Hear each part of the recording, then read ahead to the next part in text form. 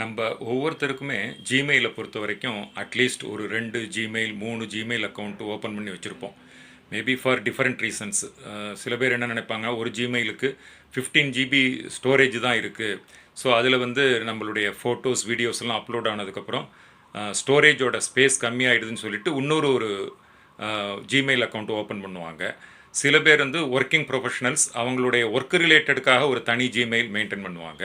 அதே மாதிரி தான் பிஸ்னஸ் பீப்புளும் அவங்களுடைய பிஸ்னஸ் பர்பஸ்க்காக ஒரு மெயில் ஓப்பன் பண்ணி வச்சுப்பாங்க.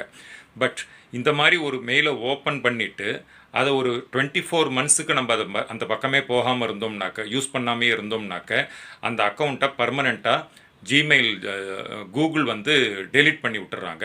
அஃப்கோர்ஸ் அந்த மெயிலுக்கு அவங்க வந்து நோட்டிஃபிகேஷன்லாம் கொடுத்துட்டு இது மாதிரி உங்களுடைய இது ஆப்ரேட் ஆகாமையே இருக்குன்னு சொல்லிட்டு இது பண்ணிடுறாங்க. இதுக்கு அவங்க ரீசன் சொல்கிறது என்னன்னாக்க, அவங்களுடைய ஸ்டோரேஜ் ஸ்பேஸை வந்து இது பாதிக்குது. ஏன்னா இன்ஆக்டிவாக ஒரு ஜிமெயில் 2 வருஷமாக இருந்ததுனாக்க தட் மீன்ஸ் அது வந்து தேவையில்லாத மெயில் அப்படிங்கிற மாதிரி அவங்க ஃபீல் பண்ணுறாங்க. அதே சமயம் அந்த மாதிரி ஜிமெயில்ஸ் தான் நிறையா ஹேக் ஆகுது அப்படிங்கிற மாதிரி அவங்களுக்குள்ள ஒரு ஸ்டடினால் அது மாதிரி பண்ணுறாங்க.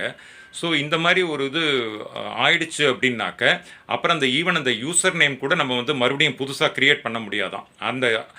அந்த யூசர் நேமை பொறுத்த வரைக்கும் அது வந்து பர்மனெண்ட் ரெக்கார்டில் போயிடுமா. ஸோ இது ஒரு பாயிண்ட்டு. அதனால் மறுபடியும் நமக்கு அதே அக்கௌண்ட்டு கிடைக்கவும் கிடைக்காது. இதுக்கு என்ன ஒரே வழி அப்படின்னாக்க, நம்ம வந்து லேப்டாப் ஆகட்டும் மொபைல் ஆகட்டும் ஒரு ப்ரைமரி ஜிமெயில் ஃப்ரீக்வெண்ட்டாக யூஸ் பண்ணுற ஒரு ஜிமெயில் அக்கௌண்ட்டில் தான் நம்ம வந்து கரஸ்பாண்ட் பண்ணிகிட்ருப்போம். ஸோ அந்த மெயிலில் ஆட் அக்கௌண்ட்டில் நம்மளுடைய எந்தெந்த மெயிலெலாம் இருக்கோ அதெல்லாம் ஆட் பண்ணி வச்சுக்கிட்டோம்னாக்க ஒன்ஸ் இன் எவே ஜஸ்ட் அந்த மெயிலை ஓப்பன் பண்ணிவிட்டு அதில் நம்மளுடைய ஃபோட்டோஸோ அல்லது நம்மளுடைய கரஸ்பாண்டன்ஸ் ஏதாவது இருந்ததுன்னா ஜஸ்ட்டு கிளிக் பண்ணோம்னாக்க அதை நம்ம வந்து ஆக்டிவாக வச்சுக்க முடியும். இந்த அக்கௌண்ட் டெலீட் ஆகிடுச்சுனாக்க even we will lose all the photos videos என்னென்ன இருக்கோ டாக்குமெண்ட்ஸ் எல்லாமே போயிடும். ஸோ இது வந்து ஒரு இம்பார்ட்டண்ட் பாயிண்ட்டு. ஸோ மெயில் எப்பொழுதும் ஆக்டிவாக வச்சுக்கோங்க.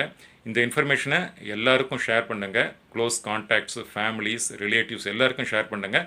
சேனலுக்கும் சப்ஸ்கிரைப் பண்ணுங்கள்.